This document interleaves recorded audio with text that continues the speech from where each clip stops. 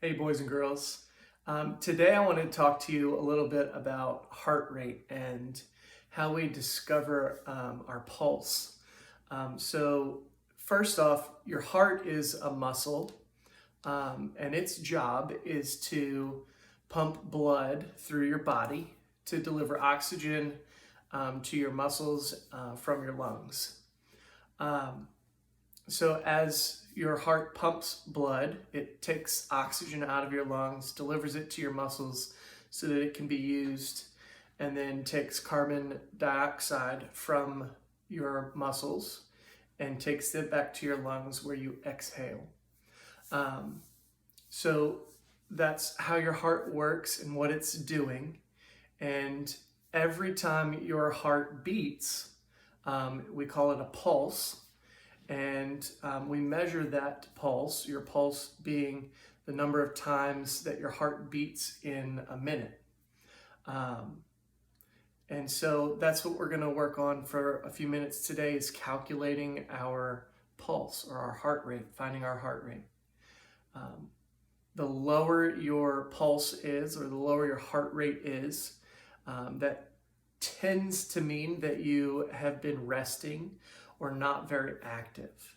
And the higher your pulse gets, typically, the more active you have been. And so we're looking for, the more we exercise, for our pulses to elevate, to raise up, to be faster. So to locate our pulse, what we want to do, there are two ways that we can do this without using a device.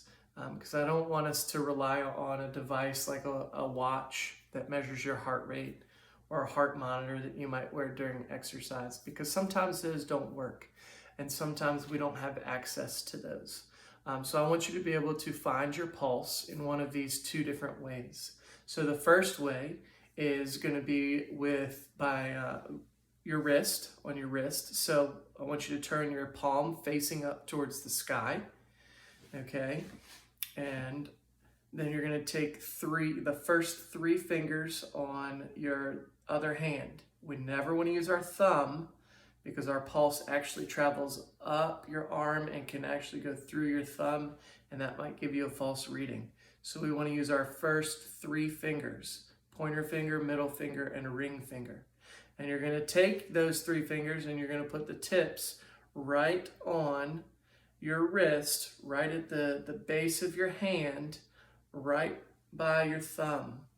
And if you don't, you're going to press down gently, and you should be able to feel a little pulse right there, a little beat, if you will. And if you can't feel it, that's okay. Move your fingers around a little bit, take your time, and find it that way. Okay, the second way that you can find it, again, you're going to use those three fingers: your pointer finger, your middle finger, and your ring finger. And you're going to press down very gently, just right next to your windpipe up here, right underneath of your chin. This is your chin bone. It's going to come down right here on your neck, right next to your windpipe in the center. Use those three fingers, and again, just press down gently and wait for that pulse. If you're talking, you're not going to be able to feel it.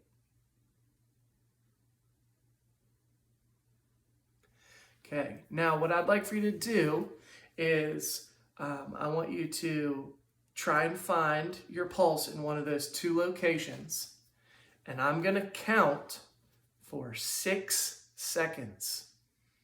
And while I'm counting, I want you to count the number of times you feel that pulse hit your fingers. Okay, so by now everybody should have found your pulse, and I'm going to start counting. Ready, set, go. 1, 2, 3, 4, 5, 6. Stop. Okay, so now what we do in order to calculate our heart rate is we're going to take the number that you just got, and you're going to multiply it by 10. Now that should be really easy math for you in 4th grade, because any number multiplied by 10, you're just going to add a 0 to the end. So if I counted my pulse 6 times, I'm going to multiply that by 10. My resting heart rate is 60 beats per minute, okay? And what we're looking for is for you to be within a range. Okay, right now we're talking about our resting heart rate because we haven't done any physical activity. We haven't been active yet. And so our resting heart rate for someone your age should be between 60 and 100 beats per minute. Okay, and that's what we just calculated was beats per minute. As we are moving today, we're going to stop a couple of times and we're going to take our heart rates again. And we're going to check that pulse a second time, maybe even a third time at the end. We'll see. And what we're looking for is as you are more active, your heart rate increases. And so we are going to check right after some physical activity later, and that's called your active heart rate or your target heart rate zone. Okay, you're trying to get into that target heart rate zone during physical activity. And that zone for someone your age should be between 120 beats per minute and 180 beats per minute. So that's moving pretty fast, okay? So when we're active today, I'm gonna ask you to stop, find your pulse, and I'm gonna count again. Those 6 seconds, we'll add the 0 because we multiplied by 10, and we're looking to be within that active target heart rate zone of 120 to 180 beats per minute. So that's a little bit about our heart rate and our pulse and how we find it. And boys and girls, that's going to be a tool that we use throughout the year. Okay. All right, let's go get started.